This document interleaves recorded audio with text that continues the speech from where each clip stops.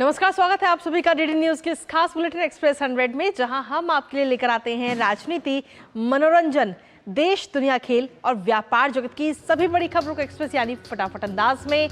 मैं हूं कृतिका। तो चलिए शुरुआत करते हैं एक्सप्रेस 100 की और देखते हैं खबरें तेज रफ्तार से।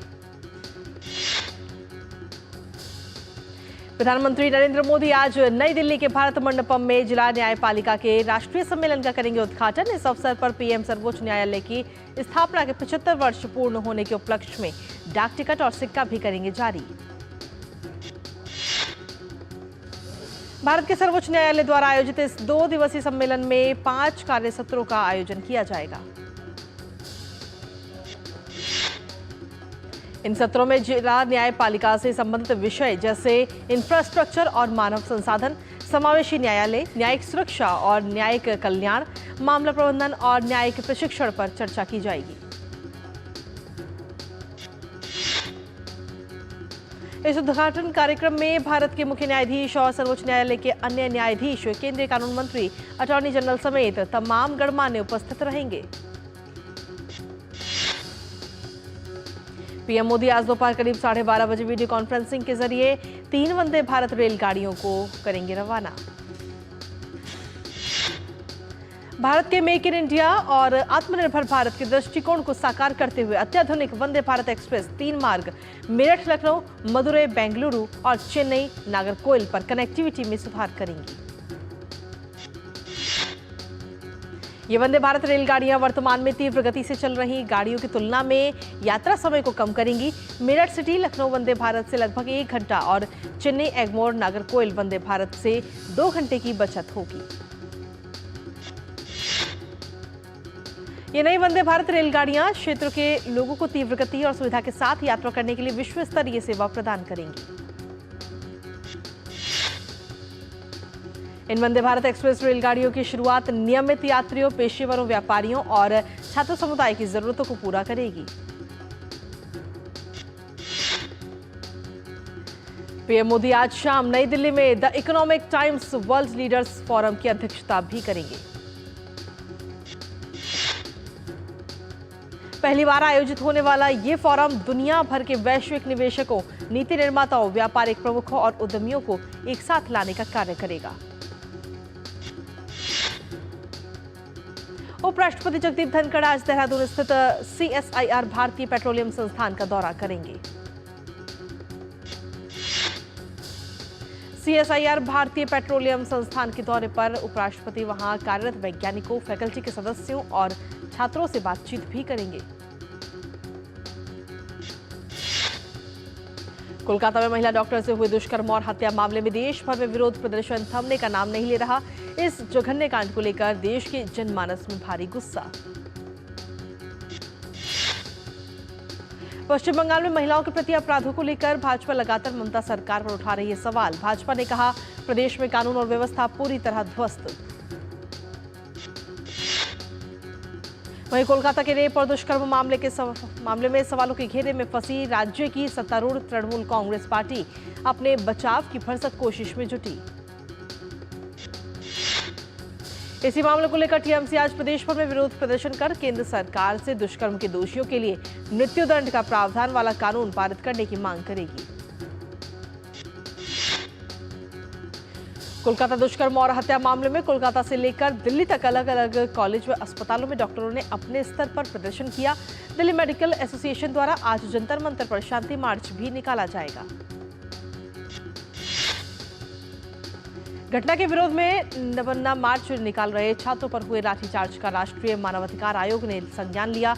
आयोग ने कोलकाता पुलिस आयुक्त को नोटिस भेजकर 2 सप्ताह में व्यापक कार्रवाई रिपोर्ट देने को कहा।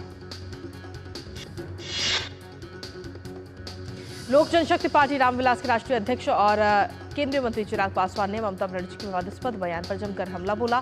केंद्र सरकार से राज्य में राष्ट्रपति शासन लगाने की मांग की। कोलकाता की घटना के बाद यूपी का स्वास्थ्य विभाग भी अब अलर्ट मोड पर आया। उप मुख्यमंत्री ब्रजेश पाठक ने प्रदेश के सभी अस्पतालों में सुप्रीम कोर्ट के निर्देशानुसार व्यवस्था करने का आदेश दिया। ब्रजेश पाठक ने कहा कि यदि अस्पताल परिसर में डॉक्टर अथवा चिकित्सा कर्मचारियों के साथ हिंसा होती है तो अस्पताल के इंचार्ज या उनके द्वारा अधिकृत व्यक्ति द्वारा एफआईआर कराई जाएगी। अस्पतालों से कहा गया कि चिकित्सालय परिसर, आवासीय क्षेत्र, हॉस्टल में रात्रि में समुचित रोशनी की व्यवस्था की जाए। वहीं रात के समय चिकित्सालय परिसर में सुरक्षा अधिकारियों द्वारा औचक निरीक्षण भी किया जाए। उत्तर प्रदेश में आज भाजपा की बूथ स्तरीय कार्यशाला का होगा आयोजन। इसमें सदस्यता अभियान की रणनीति को अंतिम रूप दिया जाएगा। ये कार्यशाला प्रदेश के सभी 1,62,000 पोलिंग बूथों पर एक साथ होगी। भाजपा ने यूपी में इसके लिए 27,500 शक्ति केंद्र सहयोगियों को तैयार किया है। भारतीय जनता पार्टी ने उत्तर प्रदेश में इस बार 3 करोड़ से ज्यादा सदस्य बनाने का लक्ष्य रखा है। लक्ष्य को पूरा करने के लिए पार्टी को प्रत्येक बूथ पर 200 सदस्य बनाने हैं। इस वर्ष भाजपा की सदस्यता 2 चरणों में चलेगी। पहला चरण 1 से 25 सितंबर के बीच, जबकि दूसरा चरण 1 से 15 अक्टूबर तक चलेगा।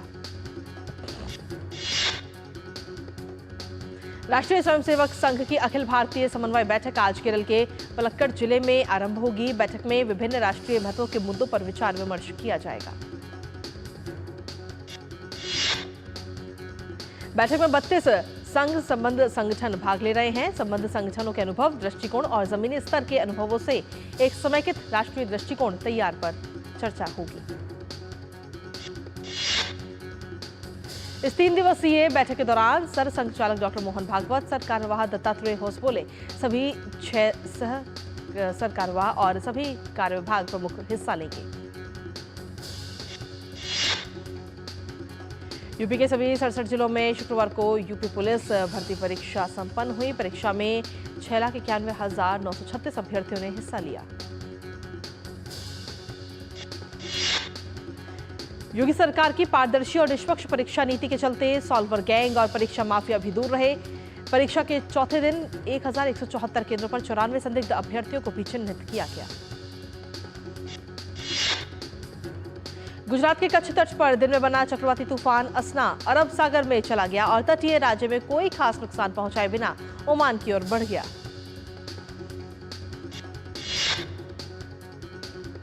वहीं भारी बारिश के कारण गुजरात के कई शहरों और हजारों गांवों में जलभराव की स्थिति। राज्य में अब तक लगभग 111% बारिश हो चुकी है। 5 सितंबर तक और बारिश होने का अनुमान है। वडोदरा में स्थिति में हुआ सुधार। विश्वामित्री नदी के उफान के कारण बाढ़ जैसी स्थिति से जूझ रहे वडोदरा में स्थिति अब धीरे धीरे हो रही है सामान्य। मथुरा में खाद्य सुरक्षा और औषधि प्रशासन विभाग ने की बड़ी कार्रवाई। श्री कृष्ण जन्मस्थान के पास निर्धारित दायरे में आने वाली मीट की 11 दुकानों के पंजीकरण किए गए रद्द। राजस्व विभाग ने आयकर अधिनियम सरल बनाने के लिए मुख्य आयकर आयुक्त बी के गुप्ता की अध्यक्षता में एक समिति गठित की। समिति ने इस विषय पर अपनी शुरुआती चर्चा में कर रियायत को तर्कसंगत बनाने, कर गणना के तरीके का स्तर बढ़ाकर इसे विश्व स्तरीय बनाने और अपील व्यवस्था में जटिलता कम करने पर जोर दिया। केंद्र सरकार का राजकोषीय घाटा चालू वित्तीय वर्ष 2024-25 के पहले 4 महीने अप्रैल से जुलाई में घटकर 2.77 लाख करोड़ रुपए हो गया है। आईएसजी व जेपी मॉर्गन ने भारत के $350 बिलियन के डिजिटल कॉमर्स बूम का लाभ उठाने के ओएनडीसी मेड इजी समाधान लॉन्च किया। हिंदुस्तान एरोनॉटिक्स लिमिटेड ने फ्रांस के विनिर्माता सफ्रान हेलीकॉप्टर इंजन्स की भागीदारी में अपने हल्के हेलीकॉप्टरों के लिए अरावली नाम से नए इंजन बनाने का समझौता किया। सफल helicopter engines private limited HAL और सफ्रान के बीच एक संयुक्त उपक्रम है। यह उपक्रम अरावली नाम के नई पीढ़ी के शक्तिशाली इंजन बनाएगा।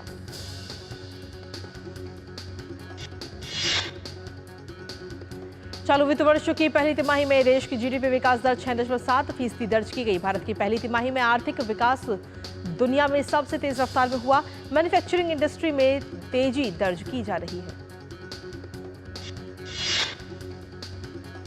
कारोबारी सप्ताह के अंतिम दिन स्थानीय शेयर बाजार हरे निशान पर बंद हुए।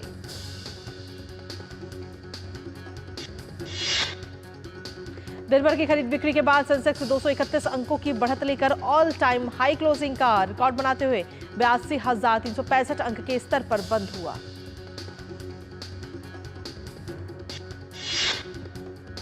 कारोबारी सप्ताह के अंतिम दिन निफ्टी में भी बढ़त दर्ज की गई। दिन के अंत में 84 अंक उछलकर ऑल टाइम हाई क्लोजिंग का नया रिकॉर्ड बनाते हुए 25,235 अंक के स्तर पर बंद हुआ। Reserve bank of India RBI ने सार्वजनिक क्षेत्र के यूको बैंक पर 2.68 करोड़ रुपए का जुर्माना लगाया है। नियमों के उल्लंघन के बाद आरबीआई ने यूको बैंक के खिलाफ कार्रवाई की है।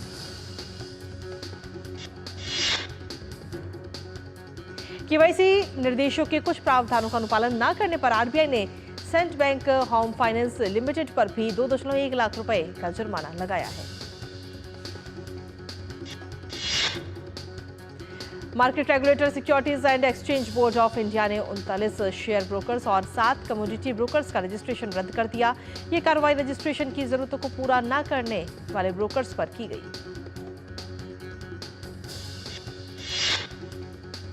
विमानन कंपनी विस्तारा अपने ब्रांड के तहत 11 नवंबर को अंतिम उड़ान का परिचालन करेगी। एयर इंडिया 12 नवंबर 2024 से इसका परिचालन संभालेगी।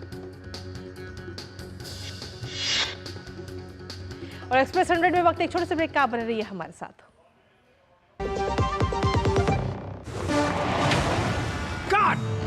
सुरक्षा की गारंटी हर चीज में जरूरी है, चाहे वो मुश्किल स्टंट हो या अच्छी फसल।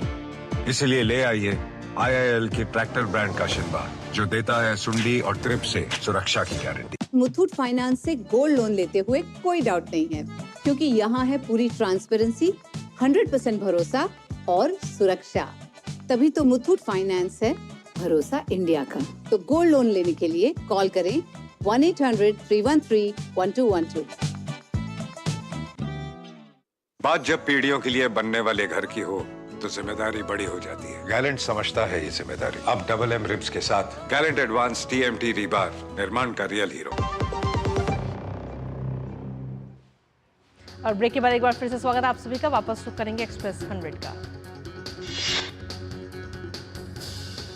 टाटा समूह और सिंगापुर एयरलाइंस के बीच संयुक्त उद्यम विस्तारा का एयर इंडिया में विलय हो रहा है। इसके लिए सिंगापुर एयरलाइंस को भारत सरकार से प्रत्यक्ष विदेशी निवेश यानी FDI की मंजूरी भी मिल गई है।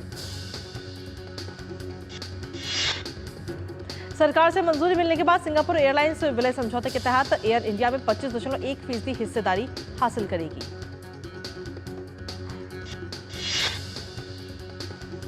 वाणिज्य मंत्रालय की इकाई DGTR ने घरेलू उद्योग को सस्ते आयात से बचाने के उद्देश्य से चीनी एल्यूमीनियम फॉइल पर डंपिंग रोधी शुल्क लगाने की सिफारिश की है।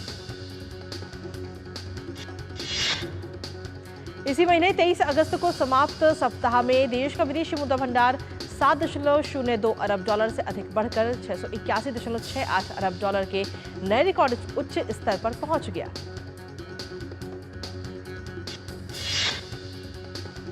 Adani ports and special economic zone ने 185 मिलियन डॉलर में एक ऑफशोर सपोर्ट वेसल ऑपरेटर में बहुमत हिस्सेदारी खरीदेगा। एक आधिकारिक बयान में कंपनी ने इस बात की जानकारी दी है।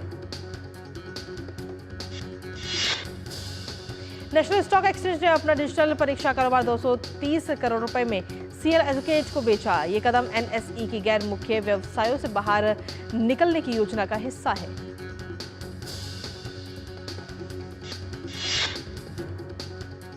केंद्र ने अक्टूबर से शुरू होने वाले विपणन वर्ष 2024-25 के लिए खरीफ चावल खरीद का लक्ष्य 5% से बढ़ाकर 485 लाख टन तय किया है। इजरायली सेना ने कहा कि गजा को भेजी जाने वाली मानवीय सहायता अमेरिकी मालवाहक जहाज के जरिए इजराइल पहुंची।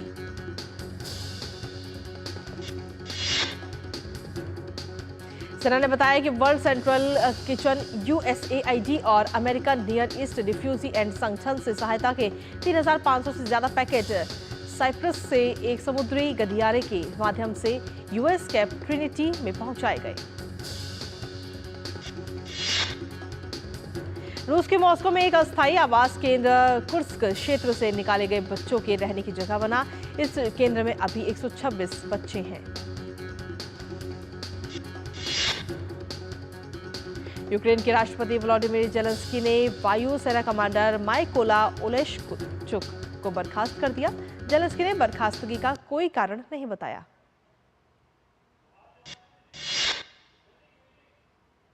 रूस के कुर्स्क क्षेत्र में यूक्रेनी सेना का तेजी से आगे बढ़ने का दावा जारी है। यूक्रेन के शीर्ष कमांडर ने कहा कि उसकी सेना ने रूसी क्षेत्र के 5 वर्ग किलोमीटर हिस्से पर नियंत्रण कर लिया है।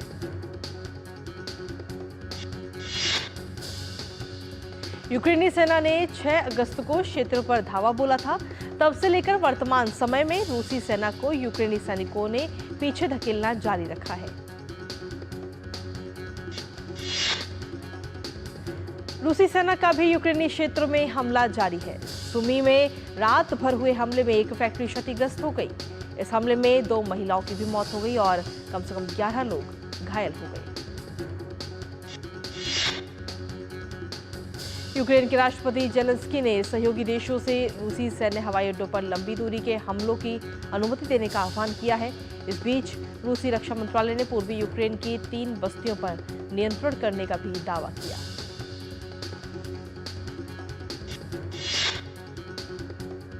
इस बीच यूक्रेन ने मंगोलिया की यात्रा पर आ रहे हैं रूसी राष्ट्रपति व्लादिमीर पुतिन को गिरफ्तार करने की मांग की। पुतिन 3 सितंबर को मंगोलिया की यात्रा पर जाएंगे।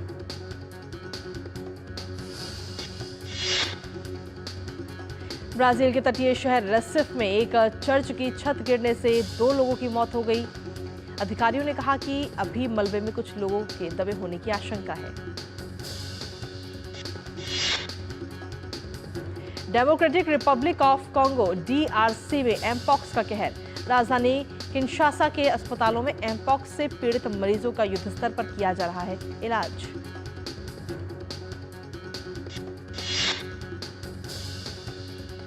इस महीने की शुरुआत में WHO द्वारा एमपॉक्स को वैश्विक सार्वजनिक स्वास्थ्य आपातकाल घोषित किए जाने के बाद से DRC के डॉक्टर और चिकित्सा कर्मचारी हाई अलर्ट पर हैं।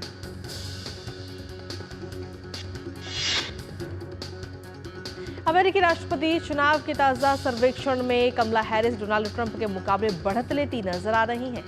सर्वे में हैरिस रिपब्लिकन के ट्रंप से 41 के मुकाबले 45% वोट के साथ आगे हैं। भारतीय पैरालंपियन निशानेबाज अवनी लेखरा ने पेरिस पैरालंपिक में R2 महिला 10 मीटर एयर राइफल SH एक स्पर्धा में स्वर्ण पदक जीतकर इतिहास रचा।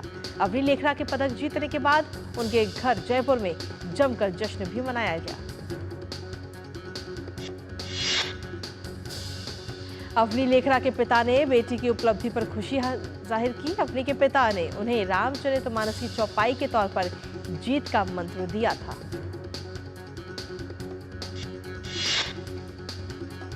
पैरालंपिक गेम्स में अवनी लेखरा का तीसरा मेडल और दूसरा गोल्ड था। वो ऐसा करने वाली पहली भारतीय पैरा एथलीट है। पीएम मोदी ने सोशल मीडिया प्लेटफॉर्म एक्स पर पोस्ट कर अवनी लेखरा और मोना अग्रवाल को पदक जीतने पर बधाई दी है।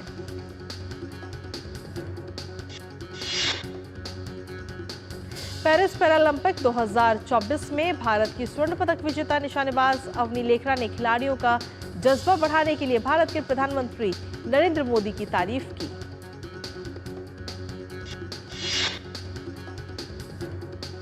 अवनी ने मेडल जीतने के बाद कहा, प्रधानमंत्री हमेशा खिलाड़ियों का जज्बा बढ़ाते हैं और ये मेरे और बाकी एथलीट के लिए बहुत अहम संदेश रहा।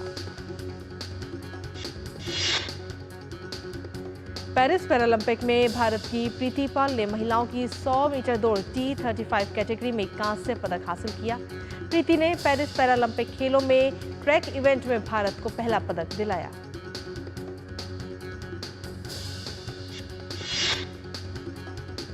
प्रीति ने कहा, मुझे अभी तक मेडल जीतने पर यकीन नहीं हो रहा है। ये मेरा पहला पैरालंपिक था और महिला एथलेटिक्स में पहला मेडल है। पीएम ने प्रीति पाल को बधाई देते हुए एक्स पर पोस्ट किया। उन्होंने कहा कि प्रीति की ये सफलता उभरते हुए खिलाड़ियों को प्रेरणा देगी।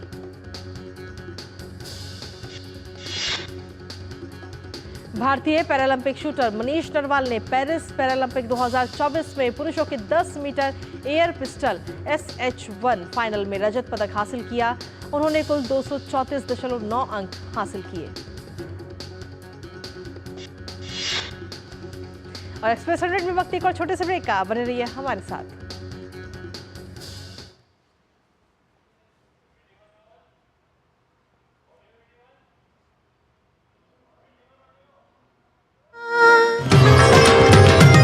अद्यत्वे संस्कृतसम्बद्धेषु क्षेत्रेषु संस्कृतभाषां च प्रति वैदेशिकानामपि रुचिः वर्धमाना दरीदृश्यते एव। I was very honored and surprised when Shri Narendra Modi, Prime Minister of India, mentioned our modest initiative in his talk.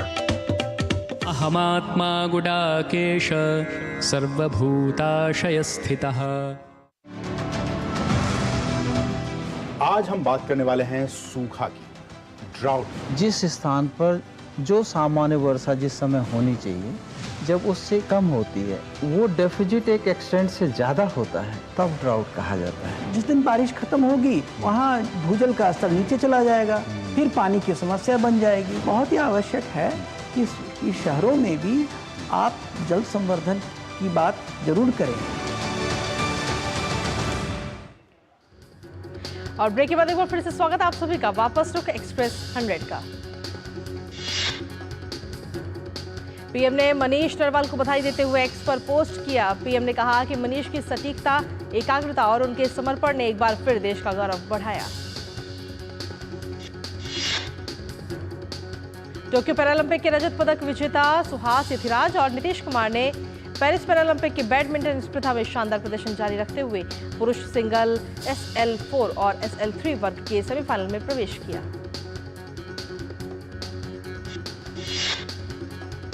तीरंदाज राकेश कुमार ने पैरालंपिक में कंपाउंड पुरुष ओपन वर्ग में सेनेगल के अलियू ड्रेम को हराकर प्री क्वार्टर फाइनल में प्रवेश कर लिया। 5वीं वरीयता प्राप्त राकेश का सामना अब इंडोनेशिया के केन स्वागुमिलांग से होगा।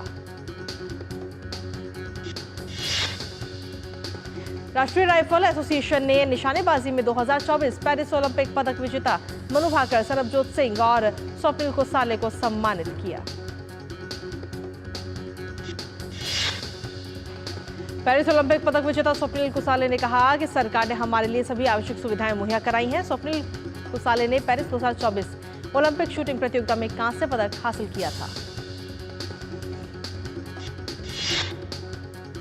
कंगना रनौत की फिल्म इमरजेंसी 6 सितंबर को सिनेमाघरों में रिलीज होने के लिए तैयार, लेकिन सेंसर बोर्ड ने सर्टिफिकेट पर लगाई रोक। बॉलीवुड एक्ट्रेस रिमी सेन ने लग्जरी कार बनाने वाली कंपनी लैंड रोवर के खिलाफ मुकदमा दायर किया। हर्जाने के तौर पर 50 करोड़ रुपए मुआवजा मांगा।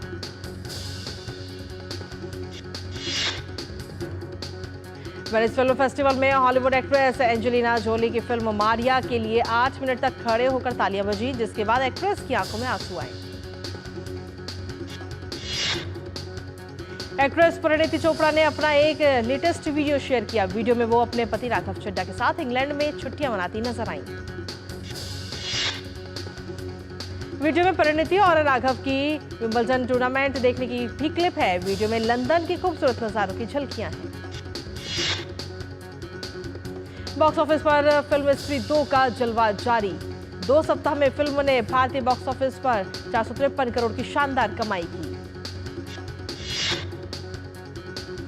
फिल्म बिन्नी एंड फैमिली का ट्रेलर जारी किया गया। इस फिल्म के साथ वरुण धवन की भतीजी अंजलि धवन हिंदी सिनेमा में कदम रख रही हैं। वेब सीरीज मिर्जापुर के बोनस एपिसोड को दर्शकों ने सिरे से नकार दिया। दरअसल बोनस एपिसोड में मुन्ना भैया के किरदार को स्पेस नहीं मिलने से दर्शकों में नाराजगी है। एक्शन थ्रिलर फिल्म किल बहुत जल्द OTT पर रिलीज होने वाली है। फिल्म को 6 सितंबर OTT platform Disney plus Hotstar पर रिलीज किया जाएगा।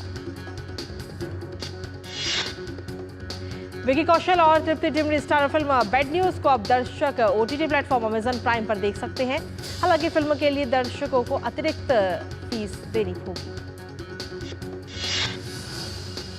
फिल्म अल्फा के स्टार कास्ट ने कश्मीर में फिल्म की शूटिंग शुरू कर दी है। शर्मील बाग ने सेट से तस्वीर साझा कर इसकी जानकारी दी।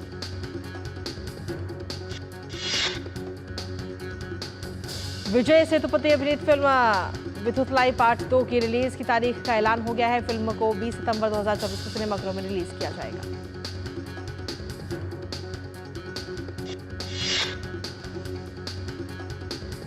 ब्लॉकबस्टर फिल्म शोले की रिलीज के 50 साल हुए पूरे। गोल्डन जुबली पूरी करने के मौके पर आज शाम मुंबई में फिल्म की स्पेशल स्क्रीनिंग रखी गई।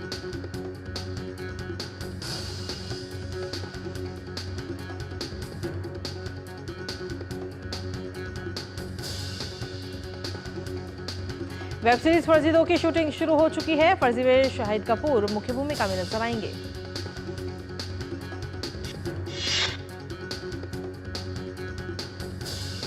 और पैन इंडिया फिल्म मार्टिन का पहला गाना 3 सितंबर को जारी किया जाएगा।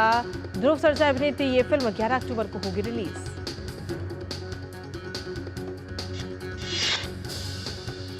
और इसी के साथ फिलहाल एक्सप्रेस 100 में इतना ही। नमस्कार।